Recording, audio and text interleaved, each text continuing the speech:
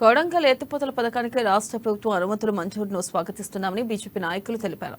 2008లో ప్రారంభించిన కొడంగల్ ఎత్తిపోతల పథకం ఉద్యమాన్ని ముందుకు నడిపించిన ప్రతి ఒక్కరిది ఈ విషయమని నాగరావు నమాజీ అన్నారు. ఇక అప్పుడు ఎమ్మెల్యేగా ఉన్నప్పుడు ప్రస్తుత సీఎం రేవంత్ రెడ్డిని కూడా ప్రభుత్వానికి లేఖ రాశారని, ఉద్యమంలో పాల్గొన్న వారందరికీ అభినందనలు తెలిపారు. కమ్యూనిస్ట్ నాయకులు తమ్మినేని వీరభద్రం గారు, అదేవిధంగా రంగారావు గారు కదా, పోటు రంగారావు గారు పాల్గొన్నాం. వారితో పాటు మన యొక్క దివంగత ఎమ్మెల్యే మన దయాకర్ రెడ్డి గారు కూడా పాల్గొన్నాం. దాంతోపాటు ఈ ఉద్యమంలో చివర క్లోజింగ్ రోజు పాదయాత్ర 13 రోజులు పూర్తయిన మహబూబ్నగర్లో జైపాల్ రెడ్డి గారు కూడా, దివంగత జైపాల్ రెడ్డి గారు పాల్గొన్నాం.